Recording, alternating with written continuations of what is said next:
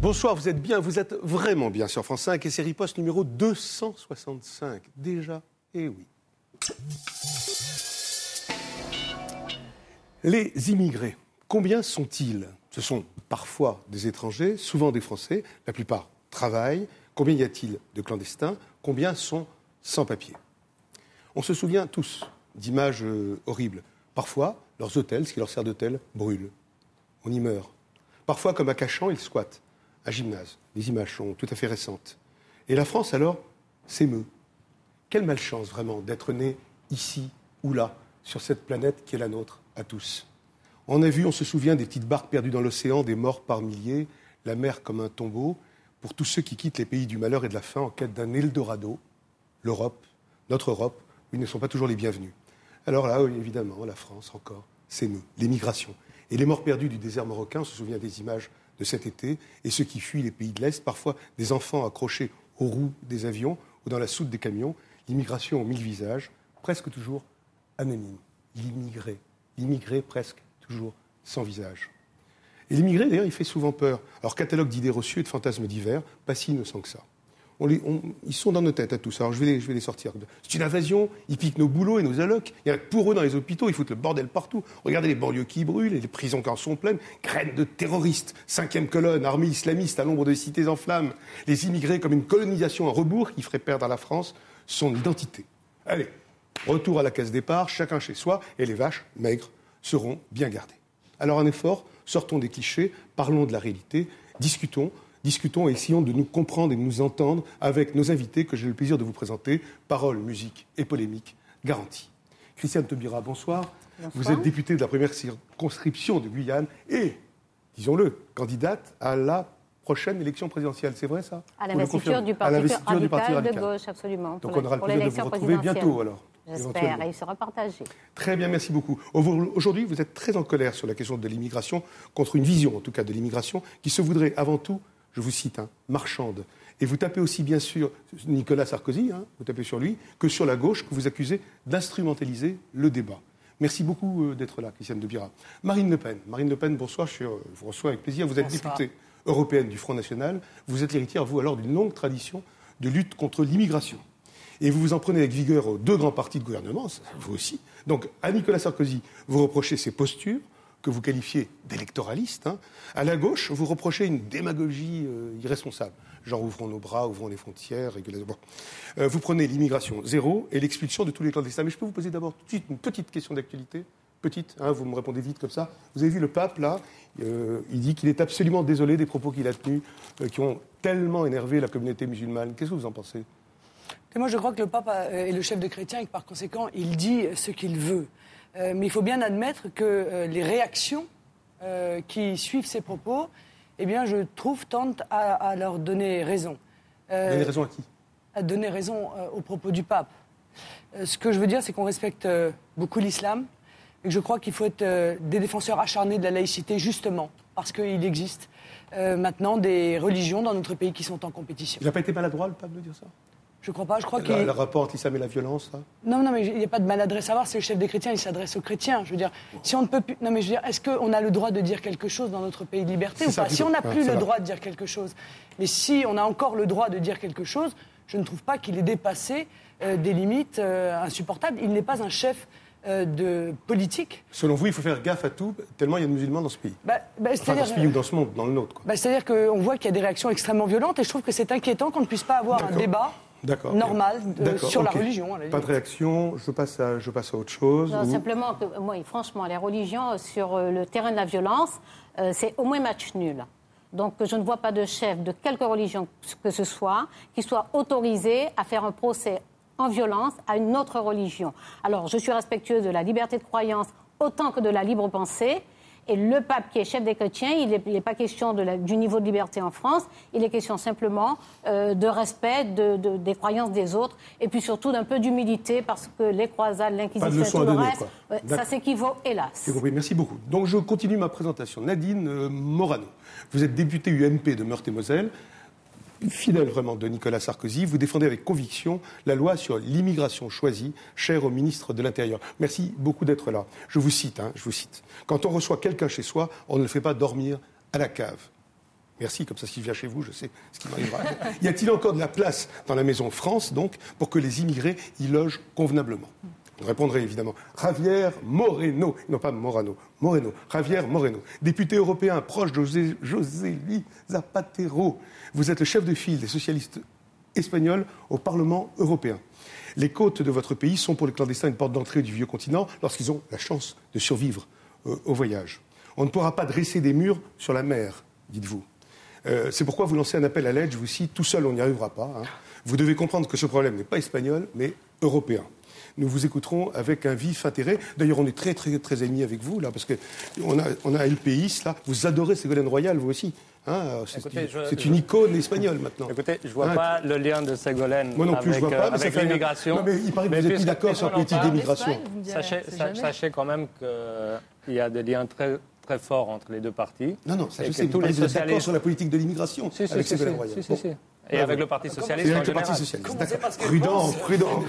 Non, il paraît qu'elle est d'accord avec M. Zapatero. Elle n'est pas venue à l'Assemblée nationale française pour dire ce qu'elle en pensait. Voilà, on verra. Bon. Enfin, c'était juste pour mettre un peu de piment dans la paella. Alors, Michel Vivorca, vous êtes sociologue, directeur à l'étude des hautes études en sciences sociales. Vous êtes même président de l'Association des sociologues de la planète. À peu près, quoi. De l'Association internationale de sociologie. Vous venez de publier aux éditions de l'Aube La différence, identité culturelle, enjeux, débat et politique. Alors, dans ce débat sur l'immigration, vous nous apporterez la parole de celui, spécialiste, qui trouve au fond notre société cocasse. C'est votre mot. Elle voudrait choisir ses immigrés et exigerait presque qu'ils soient de meilleurs Français que les autres. Vous expliquerez comment on fait pour faire ça. Didier Awadi, au Sénégal, on ne vous présente plus. Vous êtes la grande star du hip-hop. Donc vous pensez bien que je suis un de vos fans, c'est connu, j'adore le hip-hop. Et en France, on vous a fait chevalier des arts et lettres. Bravo. Et vous sortez votre deuxième album solo au titre Un rien angélique, un autre monde est possible. Vous, Didier Awadi, vous vous battez pour que la jeunesse ne déserte pas l'Afrique. Oui. Parvenez-vous à les en persuader? Nous vous écouterons avec grand plaisir. Donc, on va commencer par un petit jeu, une sorte de petit exercice comme ça. Je vais vous poser une question. Si je vous dis émigration, comme ça, hop, émigration, quel est le mot qui vous vient tout de suite à l'esprit? Chance, invasion, société métissée, malchance, fatalité, catastrophe, handicap, humanité... Beaucoup de choses. Beaucoup de choses. Oui, mais rapidement. Rapidement, c'est une chance si elle correspond à des règles, si elle correspond aussi à une véritable intégration. C'est un désastre si elle est débridée, et s'il n'y a pas d'intégration, c'est un désastre humain. Mme Taubira? Je vous réponds simplement que c'est un mode traditionnel de peuplement de la planète et que le fait nomade est plus long et plus dense que le fait sédentaire. Chef Vivorca?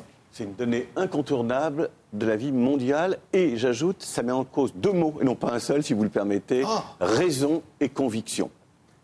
Valeur morale, si vous voulez, et responsabilité économique ou autre. Marine Le Pen? Je pense que les flux migratoires seront le grand problème mondial du XXIe siècle. Ça fait combien de temps que le Front National parle de l'immigration? Ça fait 30 ans.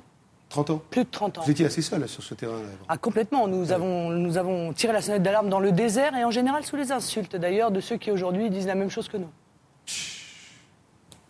Monsieur Moreno. Positive. Positive? Oui. Nécessaire.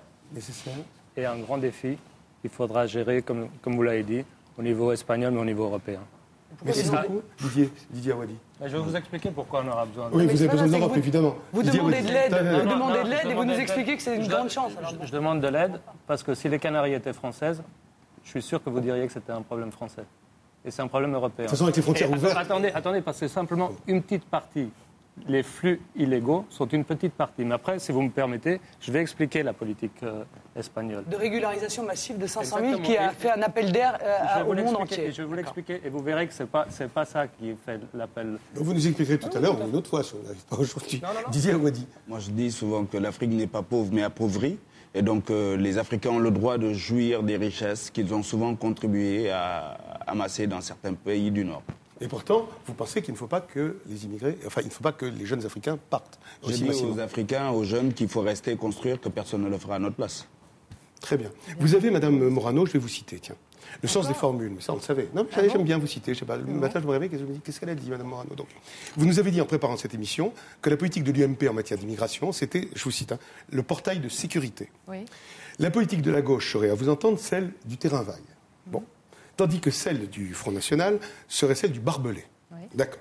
Érigé tout autour du pays. Bravo pour le langage imagé, c'est pratique pour vous citer en tout cas. Mais expliquez-nous ce qu'est votre portail de sécurité et comment il fonctionnerait. Et Mme Le Pen et Mme Taubira vous sont toutes oui.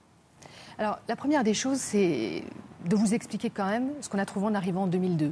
Une situation catastrophique en matière d'immigration et une situation aussi dramatique en matière d'intégration. Catastrophique, pourquoi ? Parce que le gouvernement Jospin a fait une régularisation massive, Mme Taubira le sait, 82 000 régularisations, des demandes d'asile territoriales qui avaient explosé. Et puis, en matière d'intégration, je vous rappellerai, on va sans doute en parler, du squat de Cachan, qui date de l'an 2000. Et donc, depuis l'an 2000, nous avons dans ces squats énormément de personnes qui s'entassent au mépris de la dignité humaine. La première des choses qu'a fait Nicolas Sarkozy, c'est de fermer le hangar de Sangatte, où 3500 personnes s'entassaient dans le Calaisis et attendaient de passer vers l'Angleterre. Nous avons fait 4 lois depuis 2002. La première loi en 2003 pour donner des outils aux préfets et aux consuls pour pouvoir gérer l'immigration irrégulière. La deuxième pour réformer l'asile territorial. La troisième également de Nicolas Sarkozy qui donne des outils pour choisir l'immigration en matière économique. L'immigration pas subie, mais l'immigration choisie. C'est le grand thème. Et pas subie, effectivement. Est-ce que c'est réaliste, ça ? Est-ce qu'on peut choisir ? Oui, parce qu'il y aura un débat annuel au Parlement qui définira des quotas en fonction de ce que peut intégrer la France. Parce que faire venir des milliers de personnes, comme l'a fait l'Espagne, alors qu'on ne peut pas intégrer ces personnes, quel destin allons-nous leur réserver ? Et donc, nous allons avoir un débat au Parlement sur ce sujet. Nous avons fait des conventions aussi avec les pays pour donner des visas de ce qu'on a appelé compétences et talents. Donc, on en reparlera. Et tous ces outils, nous les sommes dotés à l'heure actuelle. Mais je ne dis pas que le combat est gagné.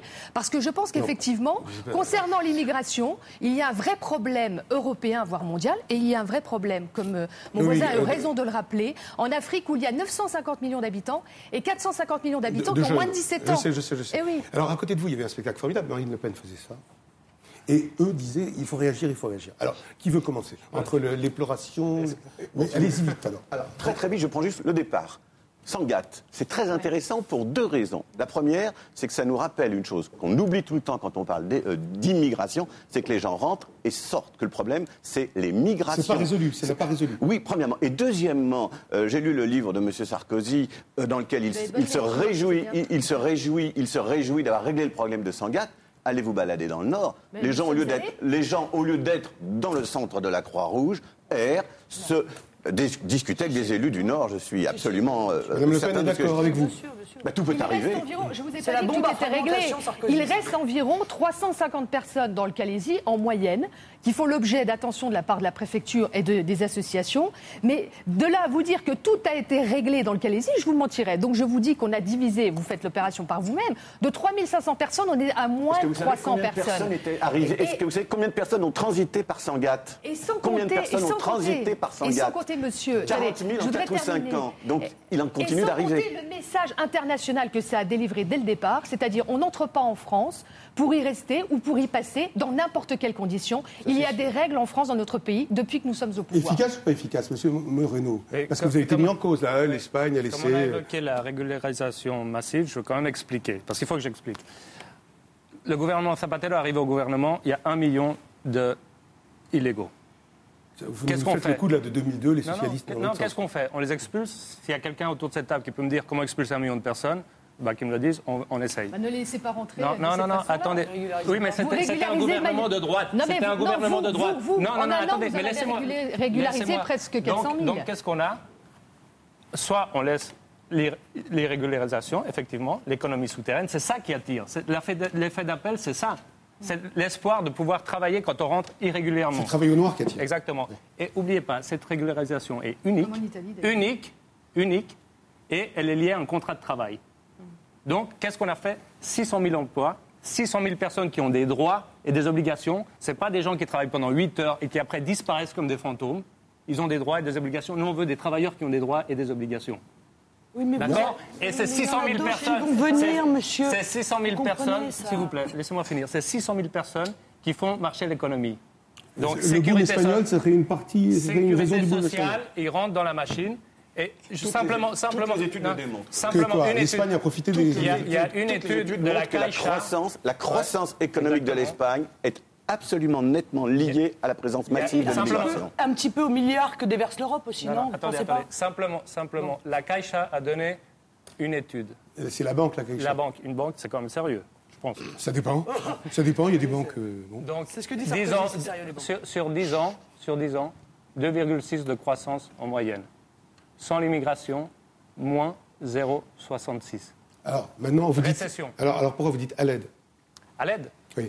Parce qu'on attaque un pilier de l'immigration, de la politique de Zapatero, qui effectivement, on se retrouve aux frontières, on est la porte de l'Europe. Tout à fait. Donc, il y a 5 000 morts, 5 000 morts en mer. 5 000 morts, c'est pour ça que c'est le pilier dramatique. C'est une catastrophe. Mais on a oui, mais si les Canaries étaient françaises, je veux dire, ils arrivent... Non, mais la moindre des choses, c'est de travailler au niveau du G5 avec les ministres de l'Intérieur du G5 et de définir des règles. Oui, parce que ceux qui arrivent chez vous en situation illégale peuvent aussi arriver en France. Et nous menons une politique qui après devient de plus en plus difficile parce que vous ne prenez pas les moyens de gérer votre immigration correctement. Et vous appelez à l'aide aujourd'hui. On les prend les moyens.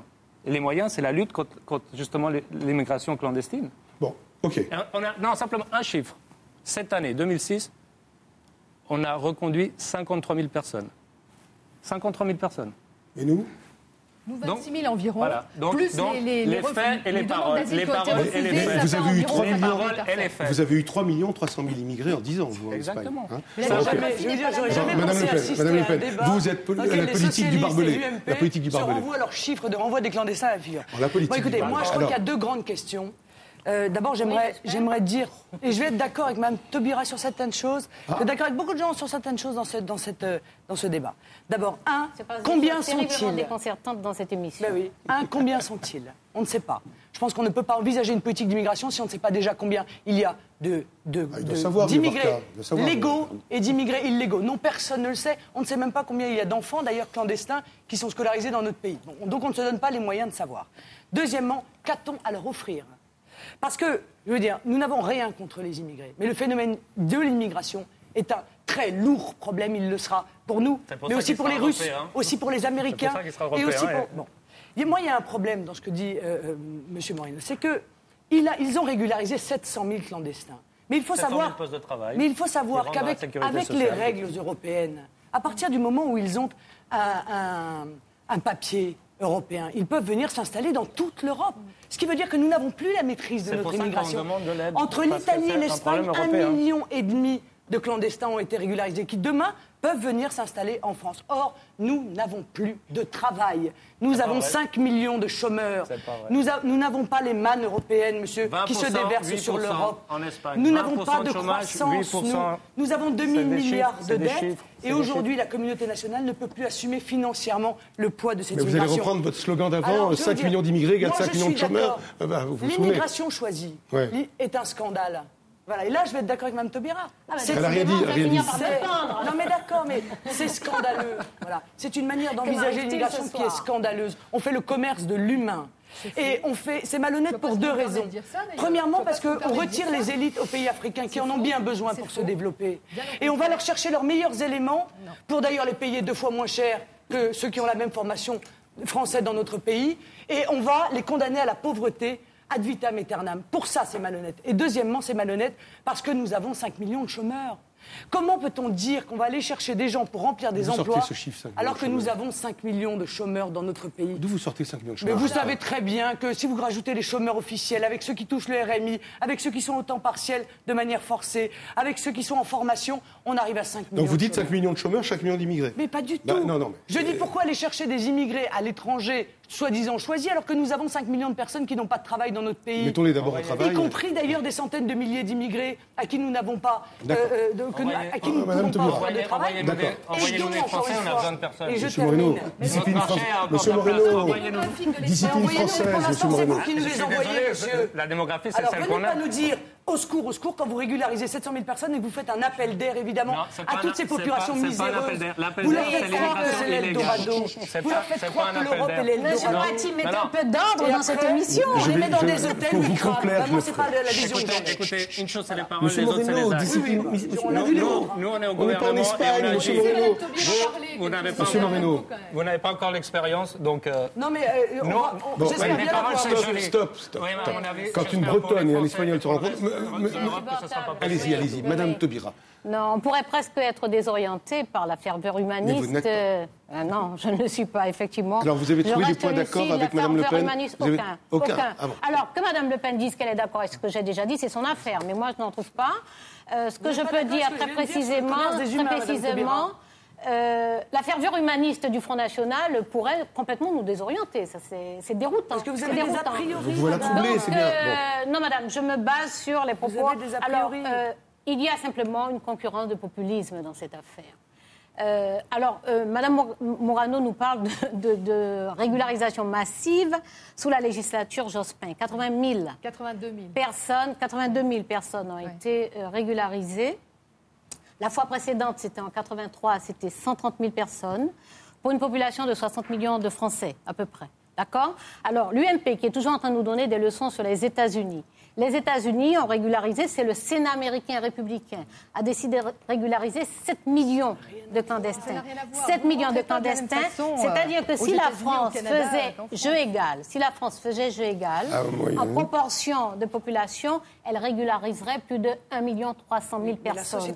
Alors, lorsqu'on nous parle de régularisation massive, il faut que les mots aient un sens. Ou alors on fait de la propagande, on trompe les gens, et c'est cela, cette espèce de populisme concurrent entre l'UMP et le Front National, un populisme offensif, celui de l'actuel ministre de l'Intérieur, et le populisme, j'ai presque envie de dire sénile, qui depuis 50 ans, un demi-siècle, nous ressasse les mêmes antiennes, depuis un demi-siècle. Et simplement, ces populismes-là ont le même fondement. C'est le refus de l'autre. Ils ont la même caractéristique, c'est qu'il n'y a pas d'issue politique. Vous les mettez dans le même sac. C'est une impasse. Mais ce sont eux qui se mettent dans le même sac parce que le ministre de l'Intérieur, qui en fait flatte les gens, sur une opinion qui est fondée simplement sur le niveau d'information des gens, au lieu de donner des informations aux gens, c'est-à-dire leur dire vraiment les chiffres. Les immigrés, vous les avez définis en début d'émission. C'est 4,9 millions de personnes en France. 8,1% de la population. 1,9 millions Français par naturalisation ou par mariage. Nous sommes d'accord ? Voilà, c'est de ça qu'il s'agit. En France, tout à fait. Mais vous savez bien que nos niveaux de population en Outre-mer ne modifient pas de façon substantielle les pourcentages. Donc Sur l'Union européenne, on estime qu'il y a 3 à 5 millions d'immigrés clandestins. 3 à 5 millions d'immigrés 350 millions. clandestins. D'accord ? C'est pareil. Comment on peut nous affirmer qu'il y a 350 à s'engager ? Par définition, les clandestins ne se font pas. En termes d'intégration, qu'en a-t-on fait ?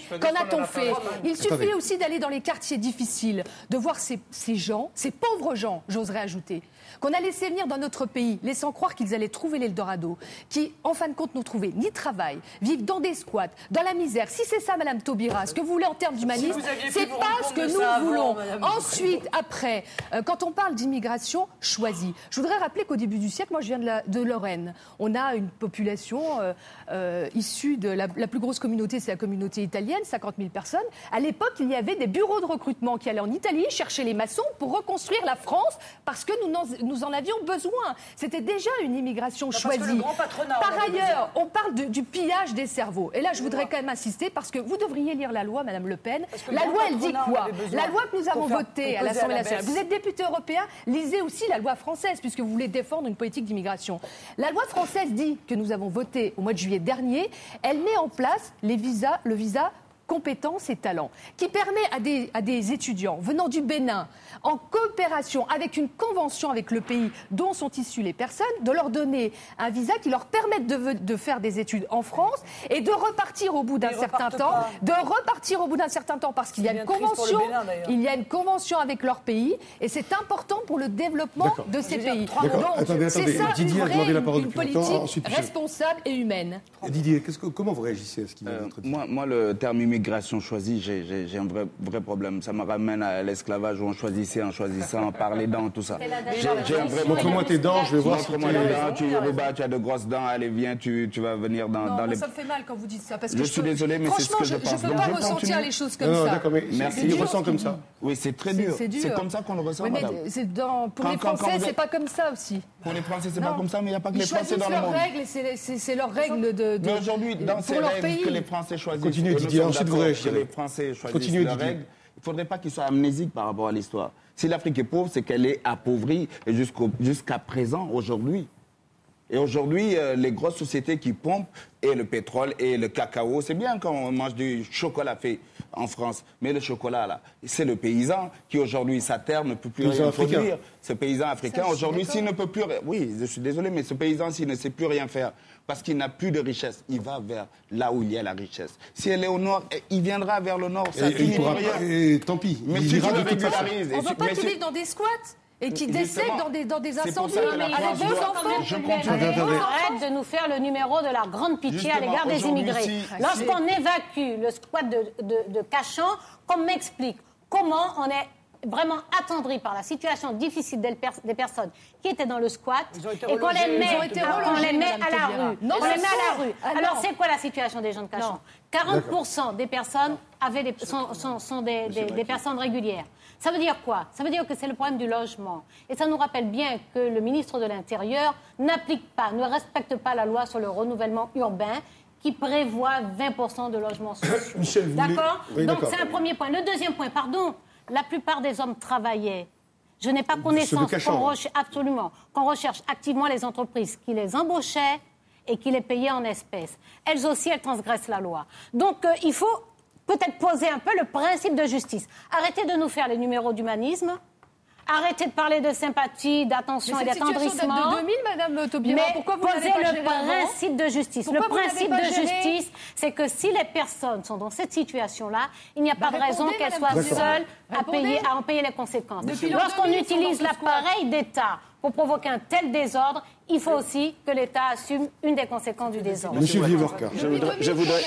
Je voudrais souligner très brièvement 4 points, très brièvement. Allez. Premier point, sur 5 millions d'immigrés, enfin 4 millions 9, 5 millions de chômeurs, donc... J'ai jamais dit ça, j'ai dit qu'il y avait 5 millions de chômeurs dans notre pays. Oui, non, mais je ne connais pas un économiste sérieux qui vous dira que les emplois que peuvent occuper les immigrés sont les emplois des 5 millions de chômeurs en France aujourd'hui. Je vais vous expliquer pourquoi, monsieur. Laissez-moi terminer. Je connais des économistes compétents, ils disent tous la même chose. Deuxième point, ne réduisons pas l'apport de l'immigration à ses seules dimensions économiques. Le sport, alors évidemment, ça ne plaît pas à M. Le Pen d'avoir une équipe de football comme on en a une, mais ou à d'autres. Bon, le sport. Et ça ne plaît pas d'ailleurs non plus beaucoup à M. Sarkozy, en tout cas, quelques sportifs. Je vous permets de dire ça. Quelques sportifs comme Yannick Noah, comme Vieira, comme Thuram ont fait savoir. Jamais il n'a fait de déclaration en ce sens. Après que d'autres fassent des déclarations dans le sens-là, mais pas Nicolas Sarkozy, ne le mettez pas en compte. Je termine. En matière culturelle, sportive, intellectuelle, littéraire, etc., l'immigration apporte énormément de vitalité à ce pays. Troisième remarque, il ne faut pas avoir comme seul modèle le modèle des années 60-70 qui débouche sur les énormes problèmes de la panne des banlieues. Aujourd'hui, les gens veulent bouger. Les gens souvent veulent avoir un passeport espagnol ou français ou italien pour pouvoir circuler. Et je ne vois pas pourquoi on refuse la mobilité à des gens qui veulent aller et venir, alors que nous-mêmes, nous passons notre temps quand nous le souhaitons en voyager. Attendez, vous me faites penser à un truc. Je peux vous interrompre 3 secondes? Mais monsieur Moratti, bien sûr. Vous êtes trompé. Je vous l'autorise. Qu'est-ce que vous pensez de cette remarque? Non, ça va dans le sens de ce que dit Catherine de Vittol de Vanden, qui est une grande spécialiste, qui est directrice de recherche au CNRS, et elle affirme. En durcissant les règles, on développe la clandestinité. Mais bien sûr. C'est pas une politique trop laxiste, mais une politique trop restrictive qui crée l'illégalité. Mais bien sûr. Mais bien sûr. Mais monsieur Mati, vous m'avez interrompu, donc je reprends Bon, un dernier point. D'accord. Un dernier point, Oui. très bref. De la même façon que, donc il y a toutes sortes de figures, des gens qui bougent, etc. De la même façon, les histoires de brain drain, de cerveau qu'on va chercher, de brain drain, on pompe les cerveaux. Je suis pas Mais il n'y a pas pas que des gens les qui cerveaux. viennent des pays les plus pauvres. Nous avons beaucoup de Chinois. Regardez les Indiens. Les fameux informaticiens indiens. Exactement. Mais c'est un exemple Et les médecins passionnant. chinois. Nous avons des Indiens, nous avons des Turcs, nous n'avons pas que des gens. Un quart des venant- immigrés est diplômé. Et ils le sont de plus en plus. D'accord. Bon, alors monsieur, non, je vais me faire avoir un problème vraiment avec l'Espagne. Déjà, ça va mal avec l'Espagne en général, alors allez-y. Je veux simplement revenir sur ce que disait Didier. On a beaucoup parlé d'effets d'appel. Mais effectivement, je pense qu'il faut parler d'effets de sortie. Pourquoi les gens émigrent à cause de la misère. C'est un effet de fuite de la misère. Et je vais vous dire quelque chose. Dernièrement, j'avais vu une photo dans Le País, en première page, juste après la victoire du Barça. L'équipe de foot. Oui. L'équipe de foot, oui. Et il y avait un émigré donc sénégalais qui avait le maillot du Barça. C'est parce que les gens rêvent. C'est pour ça qu'ils veulent venir. Donc, il faut leur donner une réponse. On n'émigre pas par plaisir. Moi, je suis fils d'émigré. Mes parents sont partis à l'époque en Suisse. C'est pas par plaisir. On s'expatrie peut-être par plaisir, mais on n'émigre pas. Et ça va toujours dans le même sens. Donc, c'est un problème qui va durer. Il faut se le dire. Et qu'il faut résoudre ensemble. Et moi, je pense qu'il faut faire un plan Marshall, comme avait eu l'Europe après la Deuxième Guerre mondiale, pour l'Afrique. Et pas simplement donner de l'argent, mais simplement... Mais par exemple, monsieur, je comprends bien ce que vous dites, mais comme Didier fait des chansons, vous connaissez par cœur la parole de votre chanson c'est en Wolof, oui, mais... c'est en Wolof, je parle mal le Wolof aussi mal que l'espagnol, mais attendez, je vais essayer de trouver ça. Si on me dit en régie où est votre chanson... Voilà, les jeunes Africains, vous les accusez d'être des fous, des naïfs, de n'avoir rien compris. Tant qu'on sera là à dormir et à rêver de sortir du pays, on laissera la place aux néocolons qui nous pillent. C'est ça que vous chantez en Wolof. Voilà, vous allez au bord de la mer et vous empêchez les pirogues de partir. Oui, je suis allé donc voir tous ces gens qui partent avec les pirogues pour comprendre pourquoi ils partent. Et le truc, c'est que voilà, on n'arrive pas à s'en sortir. On va vers là où il y a la richesse. Et même si on meurt en route. Même si on meurt en route, ça ne peut pas être pire. Et donc là, mais il faut voir ce qu'il y a derrière. Ce qu'il y a derrière, c'est beaucoup d'années d'histoire qui a été faussée par rapport à l'Afrique. On a voulu évacuer les problèmes africains. Certains ont décidé, bon, écoute, moi je te coupe ici, là ce sera chez toi, là ce sera chez toi. Les fausses frontières, nées de la colonisation. Les fausses frontières et après une mauvaise gestion de l'indépendance des pays africains. Et ça a créé une énorme pauvreté. Et puis on aide des gens qui sont parfois pas blanc-bleu, qui peuvent être corrompus, qui peuvent être tout ça. Et aujourd'hui, ces gens qui sont pauvres. Il faut développer en Afrique. Oui, la démocratie selon des règles africaines. Et qu'on n'impose pas aussi une façon de voir. Avant l'état Et de ce qui droit. se passe La aujourd'hui. démocratie en France, elle a vraiment besoin d'être vigorée. Aujourd'hui, ce qui se passe, c'est ces jeunes qui veulent venir. Ils se disent, mais on a contribué à la richesse de ce pays. On a contribué à la liberté de ces pays. Oui, les tirailleurs, les fameux tirailleurs qui sont morts par Aujourd'hui, nos richesses voyagent pour aller dans ces pays. Mais nous, on ne veut pas qu'on vienne. Ce reste de l'antisémitisme. Pourquoi on ne veut pas de nous? Ils se disent, mais on a le droit aussi de jouir des richesses du monde. On nous parle de globalisation, on nous met à la télé l'Europe avec tout ce que ça... Et les gens, ils veulent aller. Je pense que quand les Européens sont allés en Amérique, c'était parce qu'il y avait de la richesse. Ils sont allés en Amérique, en Australie et j'en passe. En Afrique, quand ils sont venus, c'était pour prendre des richesses. C'était pas dans un but humaniste. C'était pas pour civiliser. Pas directement, en tout cas. Voilà. Et donc, aujourd'hui, il y a le retour du boomerang. Les États-Unis, je n'aime pas spécialement leur président, mais je me rends compte que quand ils donnent une green card et quand ils permettent aux gens de travailler, ces gens, il y a de l'incoming, de l'argent qui se fait, ils sont dans les règles, ils payent des taxes à l'État américain. Et aujourd'hui, le Sénégalais, qui est très grand voyageur... Il y en a beaucoup à New York. Voilà. Mais il part, il a un visa de 10 ans, il part, il revient au Sénégal, il fait avancer l'économie du Sénégal autant qu'il fait avancer l'économie américaine. Ils entrent et ils sortent. Donc vous êtes d'accord avec la phrase que je viens de citer, c'est-à-dire que plus c'est fermé... Il faut que les gens puissent circuler. Il ne faut pas que les Africains... On les empêche de circuler. Sinon, ils seront clandestins. On ferme les portes, ils sortent par la fenêtre. Ils entrent par la clair. fenêtre. Par la mer, par les airs, dans les soutes à bagages. Et on n'est pas fiers de ça. Mais... Il y a des démonstrations. Lorsque l'immigration a soi-disant été suspendue en 1974, c'était Giscard d'Estaing, On a beaucoup dit qu'il avait décidé de suspendre l'immigration et il a un peu travaillé à la fixation, en mettant entre autres d'ailleurs des mosquées dans les usines. En tout cas, en encourageant les mosquées dans les usines. Mais en tout cas, l'année d'avant, il y avait eu des crimes racistes à Marseille et l'Algérie elle-même avait décidé de suspendre l'immigration. Mais qu'est-ce qui s'est passé à partir de 1974 ? En 1977, il y a eu la première aide au retour. Les Espagnols et les Portugais l'ont accepté. Ils ont bien fait parce que 10 ans après, ils devenaient européens. Enfin, ils entraient dans l'Union européenne. Donc, ils n'étaient plus logés à la même enseigne. Mais les Algériens, notamment, l'ont refusé. Pourquoi ? Ils craignaient de perdre leur retraite. Et la loi sur la cristallisation leur donne raison. Aujourd'hui encore, vous savez que les anciens combattants africains n'ont pas le droit de toucher leur retraite parce que unilatéralement, la France a décidé que la cristallisation suppose que... La cristallisation, c'est la séparation des niveaux de retraite. Alors, les anciens combattants français ont un niveau de retraite. Oui. L'ancien combattant africain a 100 fois moins parce qu'on considère que ça pourrait perturber son économie. Alors qu'ils sont morts par milliers, par milliers, absolument, par milliers, absolument. Et le film Indigène va nous que vous avez soutenu n'a pas modifié. Je vais vous dire, vous avez raison. Vous avez raison lorsque vous dites que le fait de durcir les lois fixe les gens. Parce que du coup, les gens ne sortent plus. Donc il n'y a plus la mobilité, il n'y a plus de circulation. Et puis il faut rappeler que quand même, parce qu'on nous explique que pour arrêter l'immigration, il faut faire du co-développement. Oui, alors le co-développement, ça j'aimerais bien que quelqu'un me précise ce que c'est. Oui, l'aide publique au développement. Attendez, ce que les immigrés, ce que les immigrés envoient dans leur pays d'origine vaut 3 fois l'aide publique au développement. Premièrement, 3 fois. Ce qu'ils envoient, c'est 3 fois plus que l'aide publique au développement. 180 milliards sur l'ensemble de la planète. Et une dernière chose, milliards d'euros. Les migrations sud-sud. La première ou la deuxième ressource du Mexique, les remessas. Les migrations sud-sud, les migrations sud-sud. Alors oui, mais les subventions agricoles qui pénalisent la compétitivité des productions agricoles, ça aussi, ça gêne. Ça aussi, ça empêche le développement de ces pays. Oui, il y a 3-4 points, parce que pour revenir un petit peu sur le débat. Je voudrais répondre à un monsieur qui me dit on ne trouve pas de Français pour remplir les emplois, donc on va chercher des immigrés. On nous a déjà fait le coup en 1974, et vous savez très bien qu'on l'a fait au bénéfice d'un certain nombre qui voulait peser à la baisse sur les salaires manuels. On aurait dû faire l'inverse. On aurait dû revaloriser le travail manuel. Aujourd'hui, on voit dans quelle situation on est. On saute une tranche et on fait appel maintenant à des ingénieurs pour les mêmes raisons.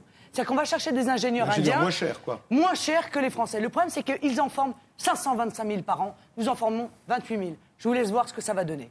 Deuxièmement, vous dites, lorsqu'il y a des règles strictes à l'immigration, en réalité, ça entraîne une immigration clandestine supplémentaire. C'est pas vrai. Aux Pays-Bas, par exemple, eh bien, ils ont considérablement rendu sévère leur loi sur l'immigration, et notamment, ils ont coupé les pompes aspirantes, c'est-à-dire l'ensemble des aides qui, évidemment, sont un appel d'air quotidien. 5% des gens qui rentrent en France ont un contrat de travail, ce qui veut dire que 95% des autres, il faut bien les assumer. Or, on les assume, on les loge, on les éduque, on assure leur sécurité, et les Français ne peuvent plus. L'économie française ne peut plus supporter ce poids-là, sans haine, sans mépris, avec toute la fraternité nécessaire, mais c'est la réalité. C'est les droits sociaux qui les attirent, c'est le CMU, c'est tout ça. C'est le fait de pouvoir vivre sans... Chacun retrouve ses marques, là. Chacun retrouve ses marques. C'est plus des États-Unis. Écoutez, je retombe. Là, c'est plus le numéro de l'humanisme et de la pitié, là. C'est le numéro des préjugés habituels. Non, mais c'est pas des préjugés, c'est normal, madame. Quand on meurt de faim dans son pays, c'est normal de vouloir aller là où on peut vivre. Arrêtez votre misérabilisme. Et vous êtes député des dom-toms, et nos compatriotes des dom-toms sont en train de mourir de l'immigration, et vous le savez. Eh bien, ils ne peuvent pas compter sur vous, ça, on est sûr. Je les trouve en bonne santé. Je les trouve encore très généreux et je les trouve en pleine forme. Mais ils sont en pleine forme. Ils ne meurent pas de l'immigration, madame. Ils sont en train de se plaindre beaucoup. Bon. Parce que la fraternité pour eux, ça n'est pas un mot. Arrêtez. On verra les scores que vous ferez la prochaine fois. On parle des États-Unis. Je tremble de peur. Terminé. On fait des comparaisons avec les États-Unis. Mais il y a une fondamentale différence, justement, avec les États-Unis. C'est qu'aux États-Unis, monsieur Moati, vous y allez, vous travaillez, c'est bien, mais vous ne travaillez pas. Personne ne vous aide. Vous n'avez aucun droit. Votre présence ne... Mais j'ai pas dit ça. J'ai dit que votre... Mais c'est vous qui faites des comparaisons, c'est pas moi. Elle n'a pas dit que c'était bien. D'accord. Moi, je suis pas une admiratrice des États-Unis comme M. Sarkozy. Vous trompez pas. Mais je veux dire, vous n'avez le droit à rien. Ce qui veut dire que votre présence sur le territoire américain ne pèse pas sur l'économie et sur la communauté nationale. Ça fait quand même une lourde différence. Maintenant, sur la coopération avec l'Afrique que nous défendons, je vous rappelle quand même que Jean-Marie Le Pen a été le premier en 1997 à demander le moratoire total des dettes des pays du tiers-monde. Ça, on l'oublie un petit peu vite, peut-être. Bon. Eh bien, cette coopération, elle ne s'est pas faite jusqu'à maintenant, quoi qu'en disent ceux de gauche et de droite qui ont été au pouvoir. Il faut effectivement la faire. Mais c'est quoi le co-développement? Eh bien, écoutez, c'est quoi? Voyons avec eux. Le co-développement, c'est faire des universités là-bas plutôt que d'en faire ici et de faire venir des étudiants dont la moitié resteront ici. Qui viennent étudier chez nous et qui repartent ensuite.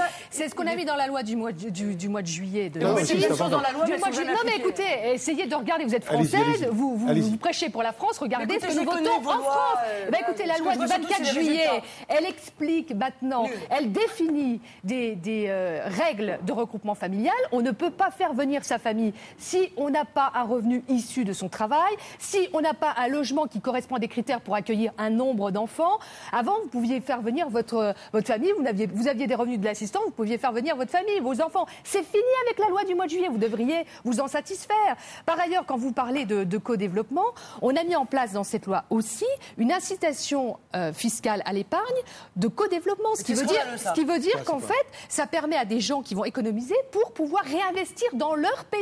Parce que c'est ça aussi le co-développement. Et je rappellerai aussi que le président de la République, Jacques Chirac, s'est engagé et a, lui, augmenté, nous avons augmenté en termes de revenu national brut. On en est à 0,7 d'aide aux pays en voie de développement. Et monsieur Moati, moi, ce qui me choque, vous savez, moi j'ai 42 c'était 1%. Ce qui me choque, c'est que quand je regarde mon livre d'histoire, quand on était à l'école, on apprenait les pays sous-développés. D'accord, les pays sous-développés. Moi, je regarde les livres d'école de mes enfants et on est passé donc après, même nous, quand on a passé le bac, c'était les pays en voie de développement. Et nos enfants ont toujours les pays en voie de développement. Ce qui prouve qu'il y a un vrai problème et que l'enjeu par rapport à cette population de jeunesse africaine, ça sera effectivement d'aider les pays africains et que l'Afrique aussi se prenne en main à développer des vraies démocraties, même si je suis d'accord avec les difficultés qu'ils rencontrent. C'est vrai que leur problème de frontières et de répartition des choses.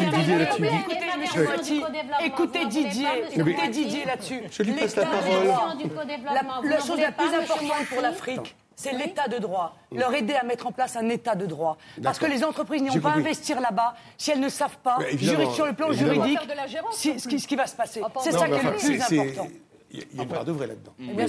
On ne peut pas faire de la gérance non plus. Il y a une part de vrai dans le fait que des entreprises, M. Moati, sont implantées en Afrique, comme elles sont implantées en Amérique du Sud et en Asie, des entreprises européennes multinationales, qu'elles font des bénéfices dans ces pays-là, qu'elles ne contribuent pas aux charges communes parce qu'elles ne sont pas fiscalisées dans ces pays-là. Alors, il n'y a pas d'instabilité qui empêche l'implantation d'entreprises. Voilà, je suis entièrement d'accord. Vous prenez le cas du Congo, ils ont du pétrole. Le pétrole est exploité par une société qui s'appelle ELF. Les Congolais ne voient pas les bénéfices de ce pétrole. Ils ont même des pénuries d'électricité. Et tu vas au Niger, tu as de l'uranium. Et les Nigériens ne profitent pas, c'est des sociétés françaises qui profitent. Quand ces gens sont pauvres, on dit mais pourquoi ils sont pauvres? Leurs gouvernements sont corrompus. Non, mais tu confisques la richesse, les gens ils seront pauvres, il n'y a pas de miracle. Et c'est confisqué, manu militari, je veux dire, un président qui n'est pas d'accord et qui veut remettre en question les accords, et que ce soit des gouvernements de gauche ou de droite ici, tout le monde a continué à pomper l'Afrique. Chaque fois qu'on a voulu remettre en cause tous ces accords, il y a eu des coups d'État. Et on a dit, ouais, c'est un dictateur. Et les armes, nous, on ne fabrique pas des armes. C'est vrai qu'on se bat souvent, mais on ne fabrique pas ces armes. Les gens viennent, ils amènent des armes, ils arment des voisins, et on fait croire qu'il y a une rébellion, c'est génocide. Là-dedans aussi, les États-Unis, tout le monde a une responsabilité. Mais aujourd'hui, accepter cette responsabilité et laisser les gens se développer. Ouais. Tant que les gens n'arriveront pas à se développer, ils seront pauvres, ils viendront. Mais comment? Ça veut dire quoi, les laisser se développer? Moi, je connais bien l'Afrique. Je connais bien l'Afrique, ça veut dire quoi? Laisser se développer, c'est-à-dire, par exemple, le problème de la dette, il faut le régler. Ah oui, mais ça nous asphyxie. Et après, on t'impose le problème des prix aussi. Tu ne décides pas du prix de ton cacao, même si tu es le premier producteur, et après ton paysan, à qui on a imposé pendant des siècles et des siècles. C'est les lois du commerce international qu'il faudrait revoir entièrement. Déjà, par exemple, dans le cas du Sénégal, on nous a dit... Excusez-moi. Vous savez, il existe des conventions de coopération entre l'Europe... Mais justement, j'y viens. Parce qu'on n'a pas encore parlé du co-développement. Serge Moati, ce que développait Nadine Morano, c'est du bricolage, c'est du niveau des associations, des toutes petites ONG. Le co-développement, c'est pas à cette échelle-là. Le co-développement, c'est d'abord la révision, effectivement, des conventions internationales. Les conventions conventions internationales sont basées sont fondées sur un principe, c'est qu'il faut aider des cultures qui étaient là à l'époque coloniale. C'est-à-dire qu'on a consolidé une économie spéculative. C'est le cacao là, l'arachide là, les bois précieux là, les minerais précieux là, etc. Il faut changer le développement, ça n'est pas ça. On ne peut pas faire toute une économie reposée sur une ou deux cultures. La monoculture. Voilà. Le Niger, c'est l'uranium. Voilà, il faut changer la conception. Et le co-développement va commencer à partir de là. Pas lorsqu'on va dire qu'on va former quelques étudiants. Il y a d'excellentes universités en Afrique. Il y a des étudiants de très haut niveau. Et vous disiez tout à l'heure d'ailleurs que même ici en France, un quart des immigrés sont développés. Je vais rappeler simplement que les immigrés dont nous parlons, parce que tout à l'heure, parce qu'on nous parle de massif, d'invasion, d'inquiétude sur l'identité française, je rappelle 4 millions 9. Non, c'est vrai. Non, mais moi, j'ai plus de respect pour la culture et la nation française. Mais vous l'entendez. Attendez, on n'est pas dans un. On a l'impression d'être dans un, soit au Libye, soit en Côte d'Ivoire. Voilà. On a l'ivoirité ici. C'est-à-dire qu'il y a eu une frayeur, panique. L'identité française, elle va périr où? Nous sommes en train de parler des immigrés. Dans les banlieues. D'Afrique subsaharienne.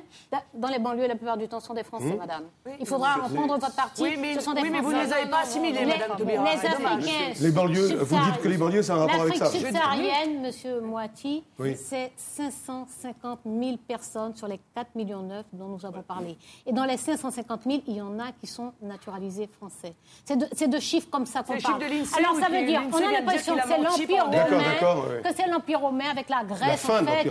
Oui, non, mais surtout la Grèce, la civilisation hellène qui phagocyte la civilisation romaine. Je suis désolée, enfin, 500 000 personnes, ça met en péril l'identité française. Monsieur Viorca. Alors, je voudrais faire deux remarques. Ils disent eux-mêmes qu'ils ont menti. C'est sur ce problème du co-développement. Je pense que le co-développement sera absolument inopérant si on ne règle pas la question des systèmes politiques. Et ici, coup de chapeau à l'Europe. Coup de chapeau à l'Europe. On parlait du Congo, justement. Vous évoquiez le Congo il y a un instant. Il y a eu des élections qui se sont passées, qui ont failli mal tourner. Il y a eu une trentaine de morts. Mais qui est-ce qui a eu le rôle le plus central dans la bonne tenue de ces élections? C'est l'Union européenne. Donc je crois que le co-développement sauvage, si je peux dire, sans... comment dirais-je, une réflexion... Brazzaville, hein. Je parle du Congo Brazzaville avec l'affaire Elf et... D'accord, moi je vous parle... Bon. Ça, c'est mon premier point. Et puis le deuxième débat important qui a été enclenché, je voudrais l'illustrer par un problème précis. Cette idée que vous avez soulignée, M. Moati, selon laquelle plus les dispositifs sont lourds et contraignants et plus on pousse les gens à la clandestinité. Que va-t-on faire des quelques 20 000 ou 25 000 familles qui ont des enfants scolarisés et à qui on a répondu, ou on est en train de répondre, qu'elles ne seront pas régularisées? Va-t-on les expulser ou Alors on va expulser. Donc c'est une annonce importante que vous faites là. Non, mais on va donc expulser. Ils ne le feront pas. Alors, et si vous ne les expulsez, on a renvoyé 26 000 personnes. Non mais je vous parle de ces familles-là. En 2005. On a fait. Attendez, laissez-moi aller au bout de ma phrase. Attendez, madame, je vous pose une question. Je termine ma phrase. Donc à peu près 25 ou 28 000 familles ont fait savoir qu'elles souhaitaient être régularisées. On en régularise 6 000. Les autres seront ou bien expulsées, ou bien, parce que le plus vraisemblable, c'est qu'elles ne seront pas toutes, elles seront poussées à la clandestinité. C'était une illustration de la remarque de M. Moati. Javier. Je vous appelle Javier, pardonnez-moi. Parfait. Pour rester dans la dimension internationale, c'est vrai que le co-développement est une dimension, mais une autre dimension de laquelle peu de personnes parlent, c'est le commerce international. Malheureusement, les négociations Doha sont freinées, sont suspendues à cause notamment des États-Unis. C'est le sujet central. C'est le sujet central. Les producteurs coton sont plusieurs millions en Afrique, 70 000 aux États-Unis, et simplement pour subventionner ces 70 000 personnes, on freine le commerce entre eux. Les gens demandent à produire et à pouvoir exporter. Donc il faut absolument que nous fassions au niveau de l'européenne pression pour que le paquet de développement qu'on appelle, ce qui est appelé le paquet de développement, soit mis en place, indépendamment du reste. Je vous renvoie à l'excellent livre d'Éric Orsena là-dessus, sur le coton. Oui, je l'ai lu. Ben, c'est formidable. Hein. Dites-moi, Mme Taubira, Monsieur Viorca, Mme Le Pen, Mme Moreno, c'est lui. Moreno. Moi, italien d'origine et lui espagnol. D'accord. La question de l'immigration, elle va revenir comme ça pour les présidentielles. Vous pensez qu'on y est bon? Oui, moi je pense que c'est un sujet encore très important parmi les préoccupations de nos concitoyens, que nous avons fait beaucoup d'efforts, mais que l'effort reste à poursuivre, évidemment, pour à la fois, je vous l'ai dit, continuer continuer à définir ces règles et à on les va appliquer.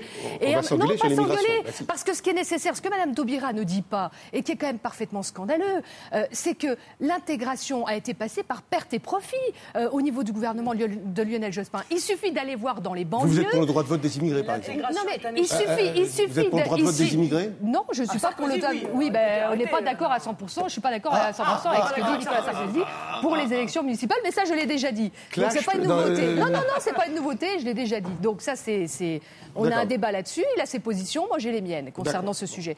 Mais pour en revenir à l'intégration, il faut regarder... Moi, j'ai été rapporteur pour avis sur le budget de l'éducation nationale. Quand je vais dans des secteurs très difficiles, où j'ai un recteur qui me dit « Comment voulez-vous, Madame la députée, que j'arrive à intégrer à cette rentrée scolaire 500 jeunes environ qui sont arrivés à cette rentrée, qui ne parlent pas le français, et de la maternelle jusqu'au bac. Comment fait-on? Moi, je suis désolée, il y a une classe, c'était dans la presse de ce matin, tiens, je lisais ça dans le train en arrivant, et où l'enseignante dit qu'elle a 80% d'étrangers dans sa classe. Où est la mixité sociale? Où est l'intégration?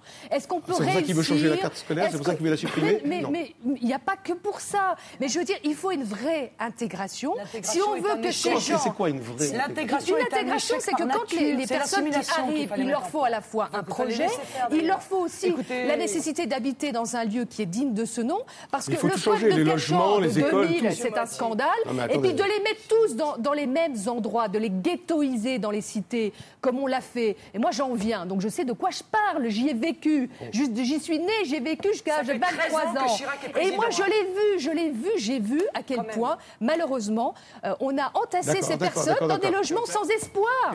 Puisqu'on est présidentiel. Oui. Javier, Serge. Je veux simplement dire, je ne vais pas donner de leçons, mais peut-être que certains partis pourraient en prendre exemple. Mais on peut donner des leçons. On pourrait demander, par exemple, qu'à Neuilly, il y a la mixité sociale, que dans le Rincy, il y a de la mixité sociale. On peut s'amuser à donner des leçons. On peut s'amuser à faire que toute l'histoire de la France se résume à 5 ans de législature Jospin. Mais je pense que c'est indigne parce qu'il s'agit d'un problème de société. Et que le sujet, c'est cela. Voilà. Et qu'il faut arrêter de jouer à cela. Il s'agit de femmes, d'hommes et d'enfants.